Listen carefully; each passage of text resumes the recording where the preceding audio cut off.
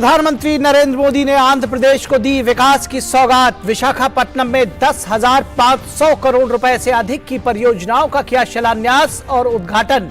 प्रधानमंत्री ने आत्मनिर्भर भारत के लिए परियोजनाओं को बताया जरूरी।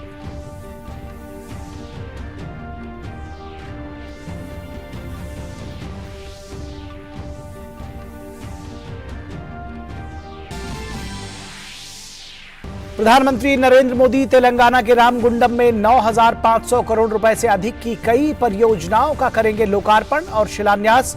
उर्वरक संयंत्र भी राष्ट्र को करेंगे समर्पित।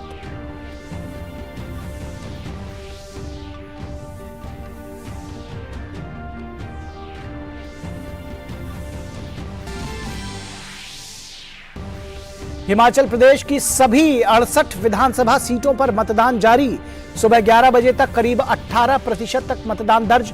412 प्रत्याशियों की किस्मत का होगा फैसला। 8 दिसंबर को होगी मतगणना।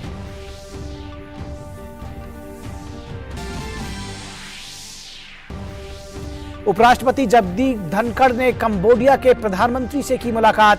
द्विपक्षीय मुद्दों पर की चर्चा। दोनों देशों के बीच 4 समझौतों पर हुए हस्ताक्षर। उपराष्ट्रपति आसियान भारत स्मारक शिखर सम्मेलन में ले रहे हैं हिस्सा।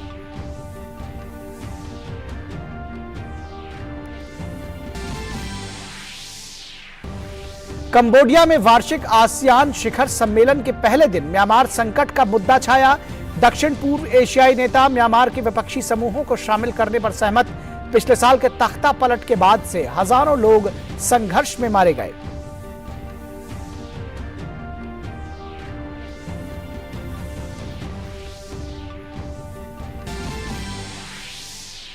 रूस को लगा बड़ा झटका। रूस यूक्रेन जंग में यूक्रेनी सेना को मिली बड़ी जीत। खेरसॉन से लौटी रूसी सेना।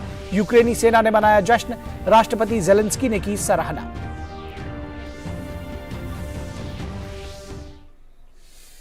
नमस्कार, स्वागत है आप सभी का डीडी न्यूज के इस बुलेटिन में। मैं हूं निखिल सिंह और आइए देखते हैं खबरों को विस्तार से। प्रधानमंत्री ने आंध्र प्रदेश के विशाखापट्टनम दौरे पर कुल 10,500 करोड़ रुपए से अधिक की परियोजनाओं की आधारशिला रखी और राष्ट्र को समर्पित किया। उन्होंने 7,600 करोड़ रुपए की परियोजनाओं का शिलान्यास किया और 3,128 करोड़ रुपए की परियोजनाओं का लोकार्पण किया। इसमें विशाखापट्टनम फिशिंग हार्बर के आधुनिकीकरण की आधारशिला रखी गई।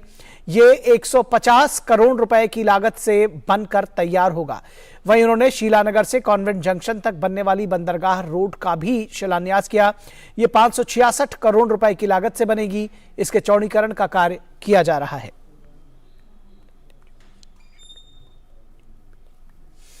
उन्होंने रायपुर और विशाखापट्टनम के बीच बनने वाली ग्रीनफील्ड आर्थिक गलियारे की भी आधारशिला रखी। इसकी अनुमानित लागत 3,750 करोड़ रुपए से अधिक की होगी। यह छत्तीसगढ़ और ओडिशा के औद्योगिक नोड से लेकर विशाखापट्टनम बंदरगाह और चेन्नई कोलकाता राष्ट्रीय राजमार्ग के बीच संपर्क बनाने में मददगार होगा। प्रधानमंत्री ने बताया कि देश में पीएलआई गतिशक्ति जैसी योजनाओं से निवेश बढ़ रहा है, तो वहीं नागरिकों की सुविधाओं को पूरा करने के लिए सरकार तेजी से काम कर रही है। प्रधानमंत्री ने नई योजनाओं को आत्मनिर्भर भारत और विकास के लिए जरूरी बताया। ये योजनाएं इंफ्रास्ट्रक्चर से लेकर ईज ऑफ लिविंग और आत्मनिर्भर भारत तक कई नए आयाम खोलेगी, विकास को नई ऊंचाई पर ले जाएगी। मैं इसके लिए आंध्र प्रदेश के सभी निवासियों को हृदय से बहुत बहुत बधाई देता हूं।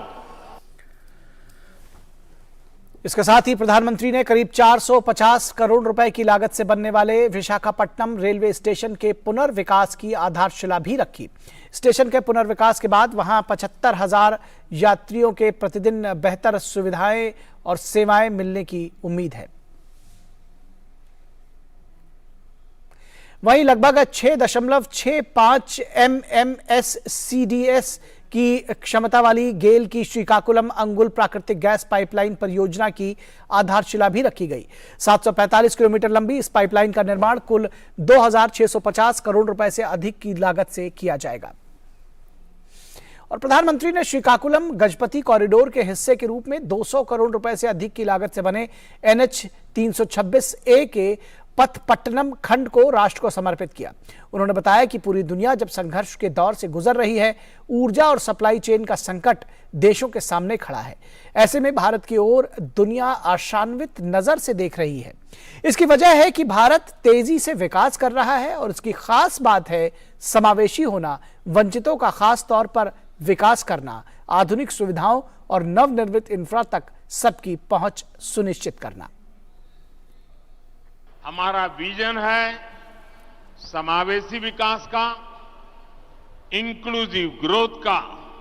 हम कभी इसे लेकर दुविधा में नहीं फंसे कि हमें पोर्ट पर ध्यान देना है कि हाईवे पर। हमने इंफ्रास्ट्रक्चर के विकास को लेकर के नई अप्रोच अपनाई। हमने विकास के इंटीग्रेटेड व्यू को महत्व दिया। आज जिस इकोनॉमिक कॉरिडोर की नींव रखी गई है, उसमें 6 लेन वाली सड़क का प्रावधान है। पोर्ट तक पहुंचने के लिए एक अलग सड़क भी बनाई जाएगी।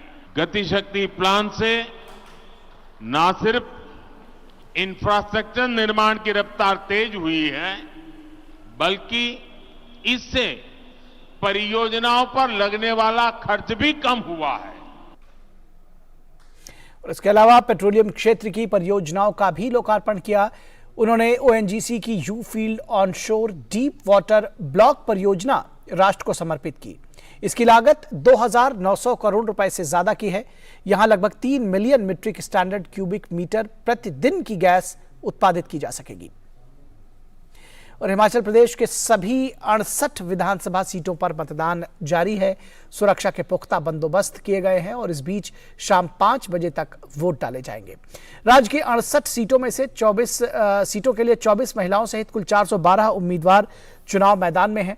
राज्य में मतदान के लिए कुल 7,884 मतदान केंद्र बनाए गए हैं, जिसमें 3 सहायक मतदान केंद्र शामिल हैं, 2 कांगड़ा में जबकि 1 सोलन जिले में। कांगड़ा जिले में सर्वाधिक 1,625 मतदान केंद्र बनाए गए हैं, जबकि लाहौल स्पीति जिले में न्यूनतम 92 मतदान केंद्र बनाए गए हैं। भारतीय जनता पार्टी और कांग्रेस के बीच मुख्य मुकाबला है। वहीं आम आदमी पार्टी राज्य में अपना जनाधार स्थापित करने की कोशिश में है। भाजपा और कांग्रेस सभी सीटों पर चुनाव लड़ रही है। आम आदमी पार्टी 67 सीटों पर लड़ रही है, बहुजन समाज पार्टी 53, मार्क्सवादी communist party 11, communist party 1 seat पर चुनाव लड़ रही है। वहीं अन्य राजनीतिक दल 45 सीटों पर और निर्दलीय उम्मीदवार 99 सीटों पर चुनाव मैदान में हैं। सुबह 11 बजे तक करीब 18% मतदान दर्ज किया गया। और हिमाचल प्रदेश के मुख्यमंत्री जयराम ठाकुर ने मंडी की सिराज विधानसभा क्षेत्र में मतदान केंद्र संख्या 44 पर जाकर मतदान किया। मतदान के बाद उन्होंने कहा कि लोग उत्साह के साथ वोट डाल रहे हैं और चुनाव शांतिपूर्ण ढंग से चल रहा है।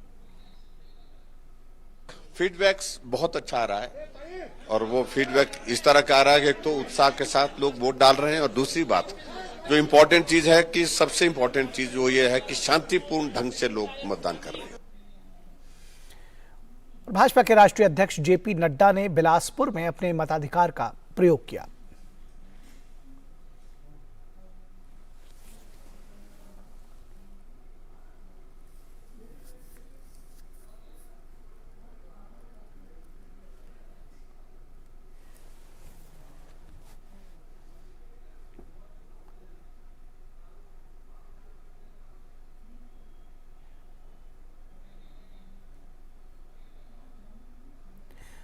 और केंद्रीय मंत्री अनुराग ठाकुर ने हमीरपुर में मतदान किया।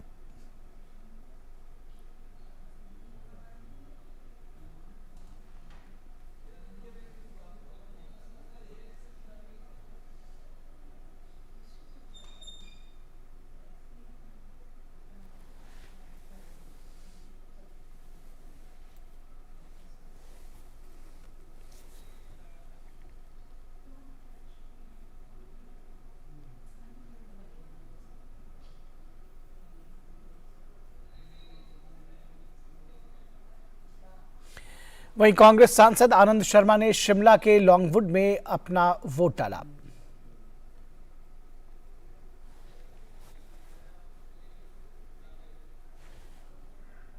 और हमारे संवाददाता अनुज यादव ने हमीरपुर में एक पोलिंग बूथ का जायजा लिया।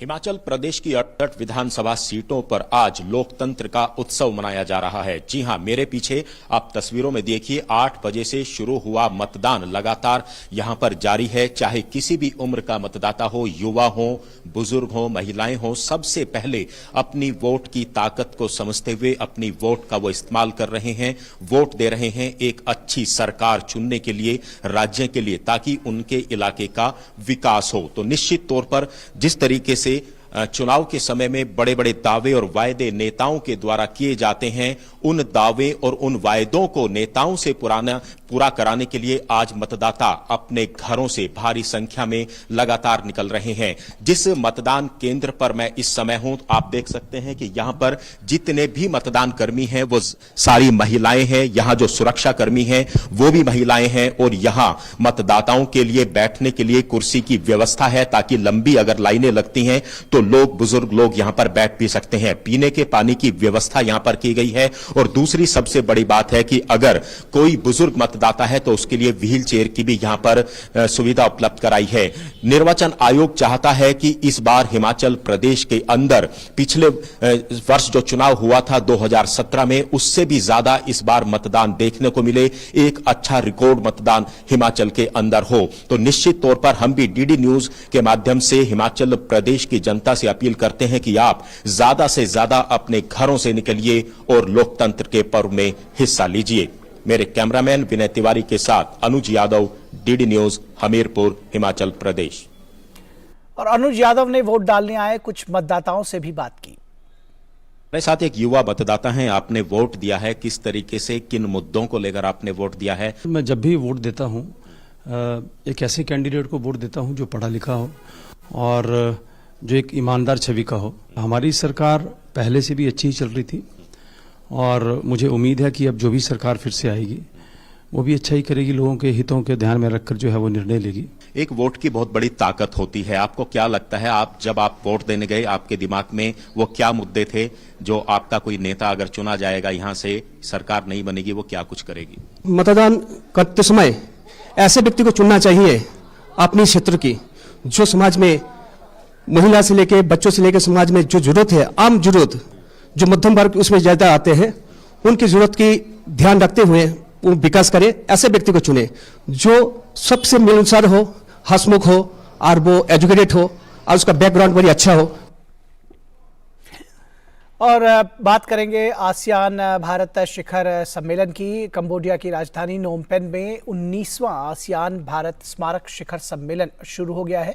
उपराष्ट्रपति जगदीप धनखड़ इसमें भाग ले रहे हैं। इस वर्ष आसियान भारत संबंधों की 30वीं वर्षगांठ है और ये वर्ष आसियान भारत मैत्री वर्ष के रूप में मनाया जा रहा है।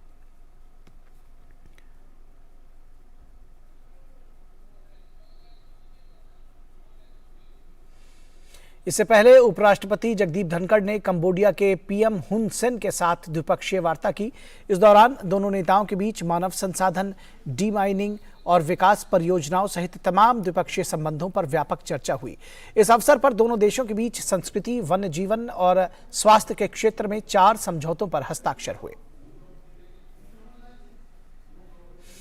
और बुलेटिन में रुकेंगे एक छोटे से ब्रेक के लिए, कहीं मत जाइएगा, जल्द हाजिर होंगे। ब्रेक के बाद एक बार फिर आप सभी का स्वागत है। राष्ट्रपति द्रौपदी मुर्मू पर अभद्र टिप्पणी कर ममता बनर्जी सरकार में मंत्री अखिल गिरी विवादों में घिर गए हैं।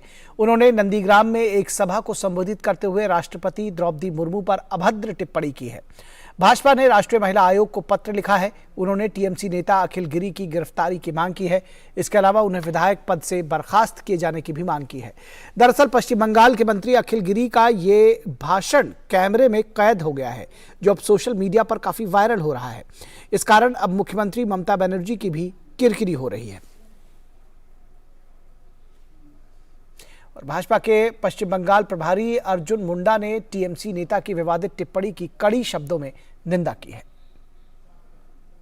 विरोधी है और इसी वजह से राष्ट्रपति के चुनाव के समय में भी इन्होंने आदिवासी न बने इस देश का, महिला न बने इस देश का, इस तरह का हथकंडा अपनाया, ऐसे प्रत्याशी खड़ा किए और जब ये बन गई तो अब ये पच नहीं रहे। मंत्रिमंडल से उसको बर्खास्त करना चाहिए और देश के सामने ममता बनर्जी को आगे सार्वजनिक रूप से माफी मांगना चाहिए कि सर्वोच्च पद पर बने महिला के बारे में उसके मंत्रिमंडल के सदस्य इस तरह का अभद्र टिप्पणी कर। और देश की राजधानी दिल्ली एनसीआर में सर्दी के साथ साथ वायु प्रदूषण लगातार बढ़ रहा है। बीते कुछ दिनों में मामूली सुधार के बाद दिल्ली की वायु गुणवत्ता फिर से बहुत खराब श्रेणी में दर्ज की गई है। System of air quality and weather forecasting and research SAFAR के अनुसार दिल्ली में एयर क्वालिटी इंडेक्स शनिवार सुबह 337 दर्ज की गई, जो कि बहुत खराब श्रेणी में है।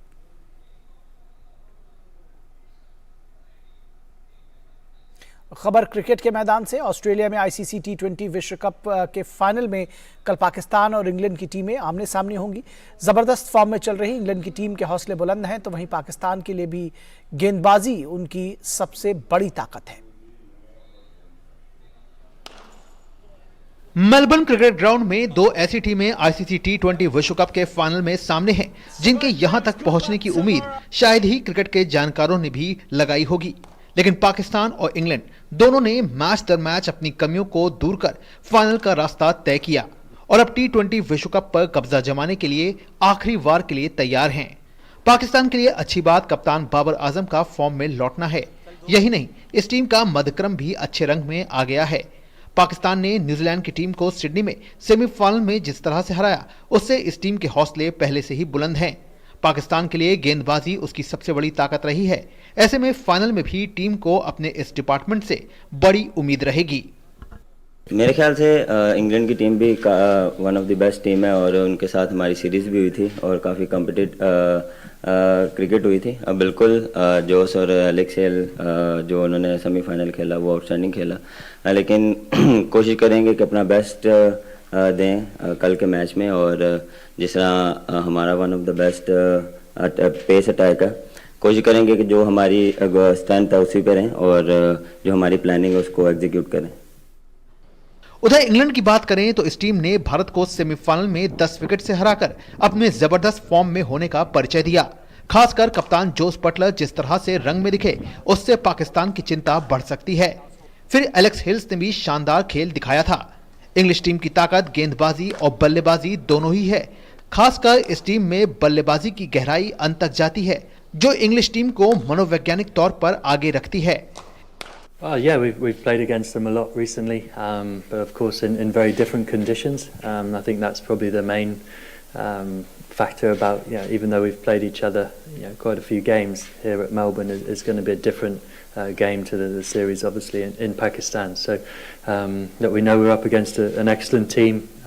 That's exactly what you expect in a World Cup final, and we'll focus on them a little bit and focus on us a lot and what we need to do to prepare well today to turn up tomorrow and give the best account of ourselves.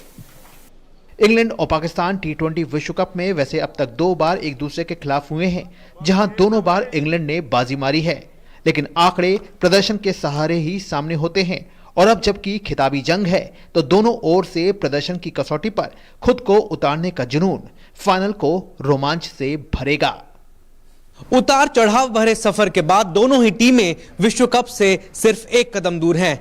जो pressure को बेहतर handle करेगा वही team Sirmaur होगी। MCG के full house में कांटे की टक्कर देखने की उम्मीद।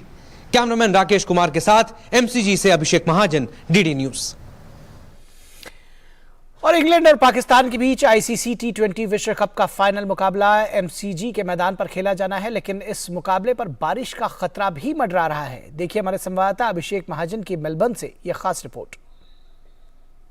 इंग्लैंड और पाकिस्तान दोनों ही टीमें टी20 विश्व कप जीतने से बस एक कदम दूर हैं। इंग्लैंड जीतेगी या पाकिस्तान, ये देखने वाली बात होगी, लेकिन हेड टू हेड रिकॉर्ड की अगर हम बात करें तो इसमें इंग्लैंड आगे है। सबसे पहले हम वार्म अप मुकाबले की बात करें तो इंग्लैंड ने पाकिस्तान को 6 विकेट से मात दी थी। पाकिस्तान का सफर अच्छा नहीं रहा था टूर्नामेंट में, ये हम सब जानते हैं। और टी20 वर्ल्ड कप में हेड टू हेड की अगर हम बात करें तो इंग्लैंड इसमें भी 2-0 से आगे है। ओवरऑल हेड टू हेड की हम बात करें तो इसमें भी इंग्लैंड 18-9 से आगे है, यानी इंग्लैंड 18 मुकाबले जीता है पाकिस्तान के खिलाफ और पाकिस्तान 9 मुकाबले जीतने में कामयाब हुआ है। एक जो मैच है उसका कोई नतीजा नहीं आया था। अब हम सफर की बात कर ले, पाकिस्तान का सफर अच्छा नहीं रहा है पूरे टूर्नामेंट में, ये हम सब जानते हैं। वो भारत से हारे पहला मुकाबला, उसके बाद जिम्बाब्वे के खिलाफ उनको हार का सामना करना पड़ा। सब यही कह रहे थे कि पाकिस्तान का ऐसा प्रदर्शन शायद कभी नहीं रहा है, लेकिन फिर नेदरलैंड्स ने साउथ अफ्रीका को हराया, पाकिस्तान के चांसेस बने, नॉकआउट मुकाबला हुआ पाकिस्तान और बांग्लादेश के बीच में, पाकिस्तान उसमें विजय हुआ, फिर न्यूजीलैंड को हराकर वो फाइनल में आया और वन साइडेड मुकाबला था उनका न्यूजीलैंड के खिलाफ भी। इंग्लैंड का भी कोई जो सफर है वो अच्छा नहीं रहा था, वो उनकी शुरुआत अच्छी नहीं रही, फिर वो आयरलैंड से हार गए, उसके बाद वापसी करी, न्यूजीलैंड को उन्होंने हराया, उसके बाद उन्होंने भारत को एक तरफा जीत दर्ज की भारत के खिलाफ। लेकिन क्या इंग्लैंड पाकिस्तान को हराने में सफल हो पाएगा, ये देखने वाली बात होगी। 1992 वर्ल्ड कप से सब कंपेयर करें और बहुत सिमिलैरिटीज भी हैं। आप देखिए 1992 वर्ल्ड कप में पाकिस्तान ने इंग्लैंड को हराया था इसी वेन्यू पर एमसीजी में 30 साल पहले, यानी 30 साल बाद एक बार फिर से इंग्लैंड और पाकिस्तान आमने सामने होंगी। उस टाइम भी यही हुआ था कि न्यूजीलैंड को हराकर पाकिस्तान फाइनल में आया था। लेकिन क्या बाबर आजम की कप्तानी में एक बार फिर से हो पाएगा? अब हम एक्सपर्ट्स की माने तो चांसेस ऑफ रेन है 13 तारीख को, यानी मैच के दिन, और वो जो चांसेस हैं वो 100% हैं। BOM जो यहाँ पे सरकारी मेट डिपार्टमेंट है उसके हिसाब से थंडरस्टॉर्म्स भी आएंगे और जो चांसेस ऑफ रेन है वो 100% के हैं, और जो रेन भी है वो 8 से 20 mm है, यानी अच्छी खासी यहाँ बारिश हो सकती है। और रिजर्व डे भी है 14 तारीख को, लेकिन 14 तारीख को भी जो चांसेस ऑफ रेन है वो 95% है, यानी 95%। अब इवेंट टेक्निकल कमेटी ने यह फैसला किया है, जो आईसीसी की है, कि जो रिजर्व डे में जो प्लेइंग आवर्स हैं उसको 2 घंटे से बढ़ाकर उसको 4 घंटे कर दिया जाए। वो हो गया। उसके बाद 10 ओवर कम से कम दोनों टीमों को खेलने हैं कि रिजल्ट आए, यानी अगर पहली टीम 10 ओवर खेल लेती है और दूसरी टीम भी 10 ओवर खेल लेती है तभी इस मैच का नतीजा निकाला जाएगा। नहीं तो जो ट्रॉफीज हैं, अगर रिजर्व डे में भी मैच नहीं हो पाता है, जो ट्रॉफीज हैं वो इंग्लैंड और पाकिस्तान के बीच में शेयर होंगी। लेकिन ऐसा कोई भी नहीं चाहता है, ना इंग्लैंड चाहेगा, ना पाकिस्तान चाहेगा, ना आईसीसी चाहेगा, कोई भी नहीं चाहता कि ट्रॉफी शेयर हो, वो भी वर्ल्ड कप फाइनल की। तो उम्मीद करेंगे कि वेदर स्पॉइल स्पोर्ट ना हो, लेकिन अभी ऐसा ही लगता है कि 13 तारीख और 14 तारीख को बारिश आएगी, लेकिन उम्मीद यही करेंगे कि मैच के दौरान कम से कम बारिश ना आए। कैमरामैन राकेश कुमार के साथ एमसीजी से अभिषेक महाजन, डीडी न्यूज। तो इस समाचार बुलेटिन में बस इतना ही। हमारी पूरी टीम को दीजिए इजाजत। नमस्कार।